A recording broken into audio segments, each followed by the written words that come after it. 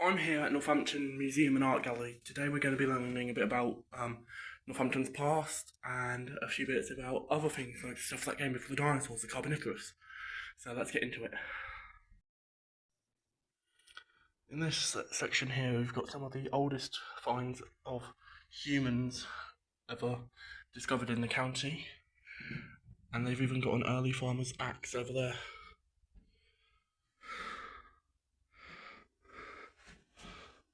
Briar Hill was a tribal centre. It was identified from aerial photographs and partly excavated in 1974 through to 1978 before being built over. Although flattened by centuries of erosion, it was found to be a large circular enclosure formed by two pits. So that's quite interesting. Then over here we've got different spearheads, I guess, and arrowheads, I think. It says axes there, but there's none. And then this is some Bronze Age pottery. These are the different bits that were brought about by the Age of Iron. So during that time, humans were creating new tools, stuff like that. From swords to shields to spears, well, more advanced spears. They even started to use horse and carts.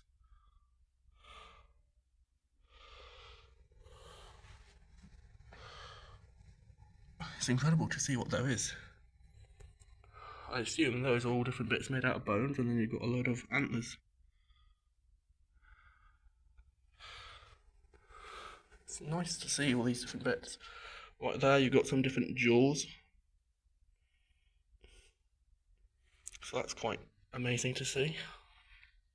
I'd assume this is what Briar Hill looked like, I think. Wait, no, this is Hunsbury back in the day. So that's quite cool to see.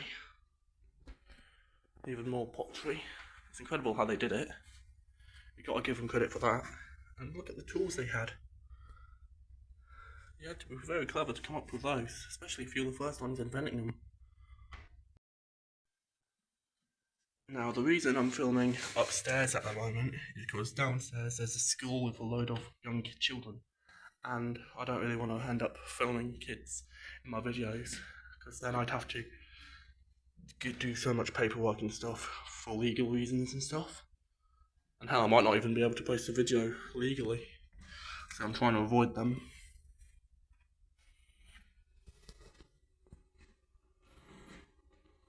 So this is the Great Hall that would have been next to St. Peter's Church in 750 AD.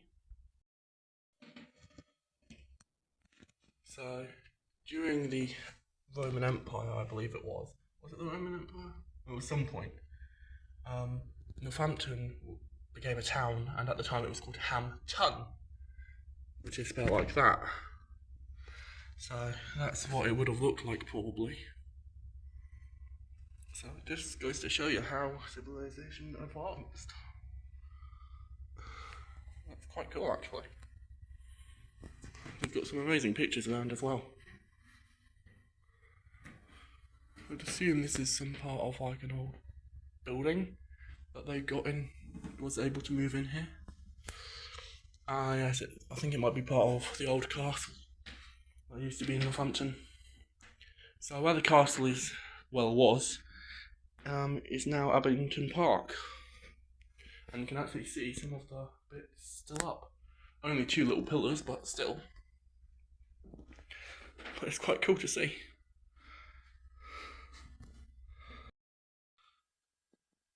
So this is what they would have used in medieval times for combat. They would have had swords and crossbows, as well as bow and arrows, spears, halberds, stuff like that.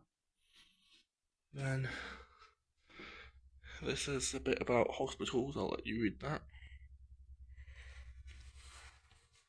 Different tapestry floor tiles.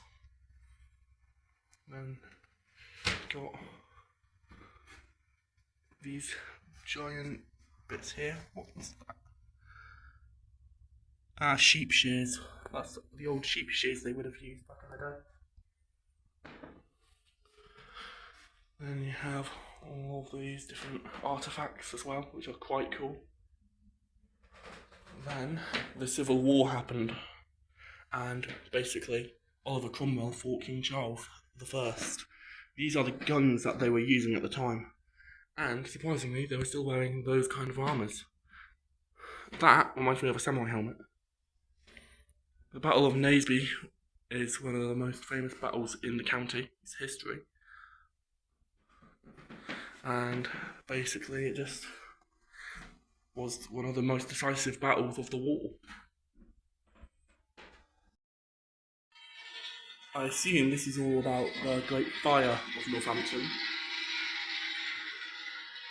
and yeah, it was one of the worst fires in Northampton's history. It burnt down 600 homes, minimum. They fled into the fields that surrounded, and then they returned next morning to see what was left to them. Oh, how strangely were they changed. For, frightened, tired, and amazed, they looked as if they'd come from underground, out of mines of coal pits.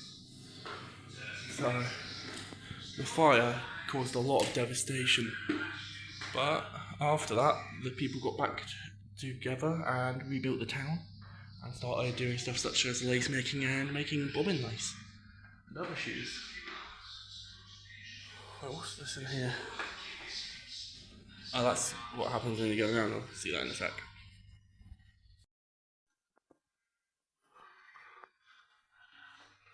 So this is a representation of one of the pubs. And basically, in these pubs at the time, they would have had stabling for a lot of different horses, lots of fine alcohol, and entertainment and stuff, as well as sales and stuff like that. But that eventually led into the boot and shoe industry, which is why the Northampton football team is called Cobblers, because cobbler means shoemaker.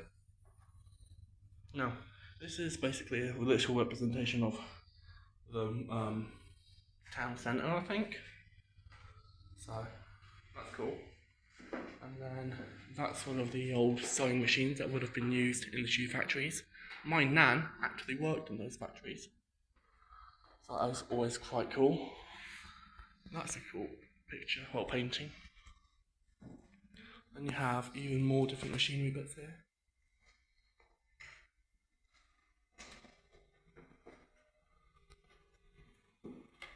And some barrels. So this is a representation of an actual shop that was in Northampton. And here's the info if you want to read it. Then the Great War happened.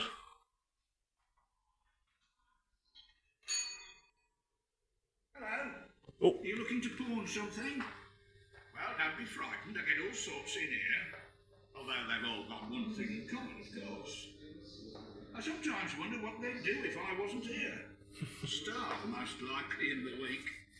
Come Monday, in they come with their suits and their shirts and their shoes. That's funny. Made me jump as well. Soldiers were drafted from all over the country in the Great War and basically sent off to the front lines. Now we get into the wartime manufacturing area, so they would have built, well, they would have made the shoes and boots for the soldiers. And then the Metoy Company, I don't know what the history of that was, but I assume they're the ones who created the space hoppers that I grew up with. Most of all, Northampton was famous for its boots and shoes. Yep. Pickers who cut out the leather to make the shoes. That's a little theatre. And then some different bits here about racing, I assume.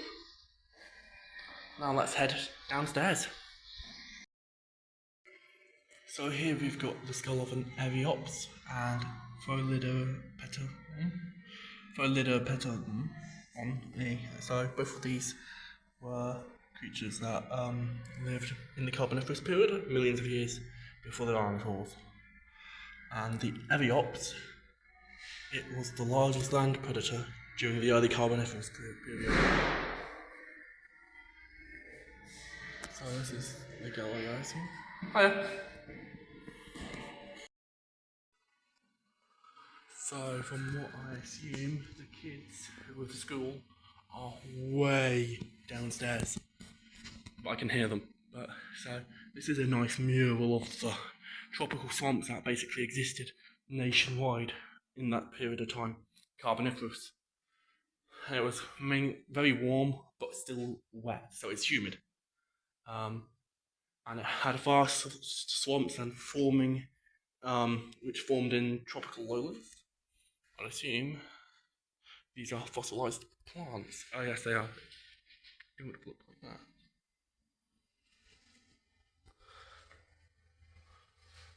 Wow. So that's a real fossil. I've held real ones before, but that's the earliest one I've ever held. Well, not held, touched. But here's the predator from over there, but in its full form. So that is incredibly big for that period of time. So during the Carboniferous, some amphibians actually evolved large, robust legs which could bear their weight on land, and lost their powerful tails full of their aquatic ancestors. Seeing this one here is one of those.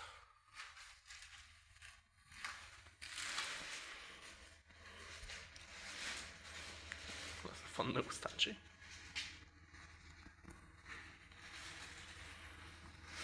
And then here you've got a Sclerocephalus. I assume these are all the different creatures that were around at that time. So, Pholidopteron, Ons, Greveriptons.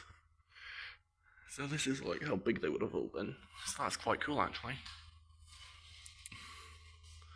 And then here's some of the heads of some of those creatures. So that's actually really cool. Diplocalus it's absolutely funky. And over here we've got some more of the different amphibians that lived at the time, as well as some of the ones that were on land. Then we've got more carnivore skulls, I'd assume. So they were all carnivores. None had the ability to eat or digest plants. That's cool.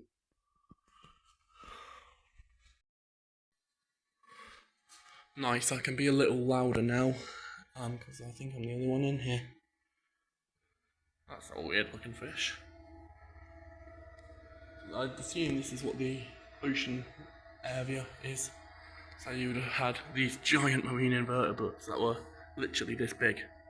That is incredible. So imagine you're swimming in the ocean and one of these big boys comes next to you. I think it's nearly as tall as me. So these are Rheinoceros. Then over here we got some more bits, different tetrapods and stuff. That is a horseshoe crab. They don't get as big as they did back then, but they are 100% still around. I've actually seen them. A lot of people have. They're actually quite common in aquariums. And over here we've got the armoured skull of a Rhizodus. So it's a big bony skulled fish. And that is absolutely huge. And then Rhizodus had larger teeth than T-Rex. That's the T-Rex's tooth. That's the fish's tooth. Sorry about my shadow. Right, because of the lighting in here. But what surprised me the most is there were sharks. Back in these periods of times, they hunted in the swamps, lakes and rivers.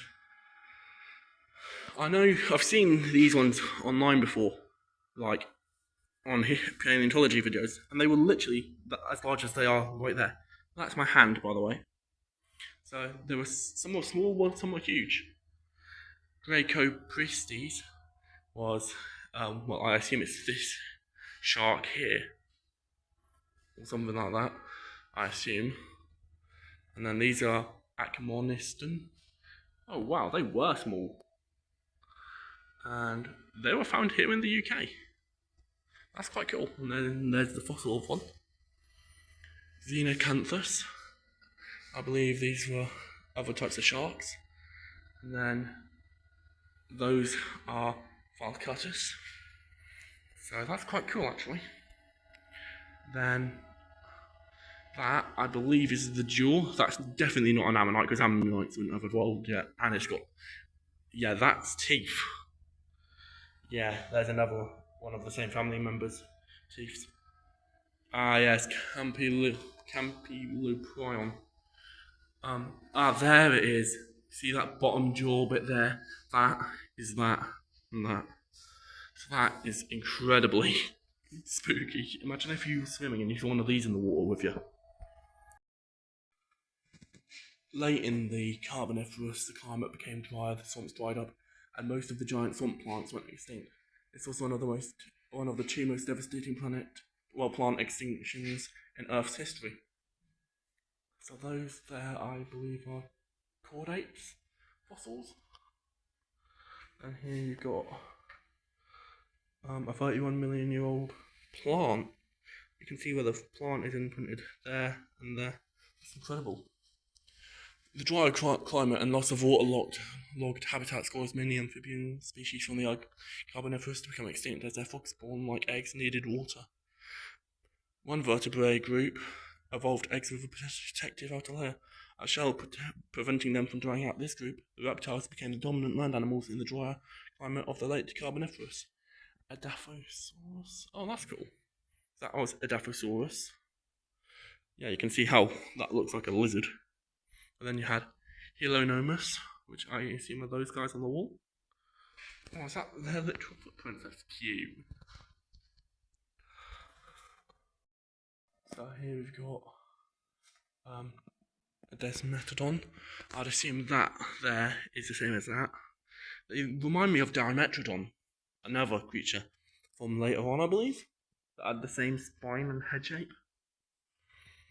But Desmetodons are these, and they've got some funky skulls, this group. Then Limnocelis, these were. And then I'll show you the big creepy crawly Arthroplura. So that there is that. I think they upscaled the model a bit. It's either that or it's an extremely big one. But that's cool. Imagine seeing that though. That's literally bigger than me. And I'm 6'3". And the scorpions were huge too. Pulmonoscorpius. These are Meganova, one of the biggest dragonfly to ever exist. And they grew loads of different subspecies, and basically these were the earliest dragonflies.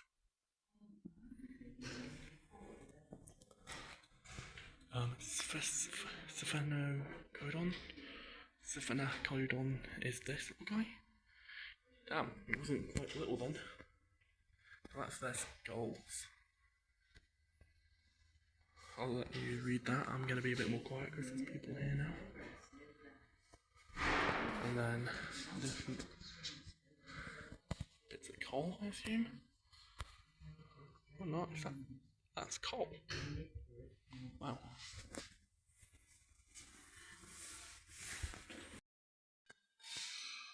I think I'm going to end the video here, because downstairs the children still are. I've had a look at what I wanted to look at anyway, because downstairs are just shoes. So I'll probably be heading back to the bus stop now. See you in the next one. Goodbye.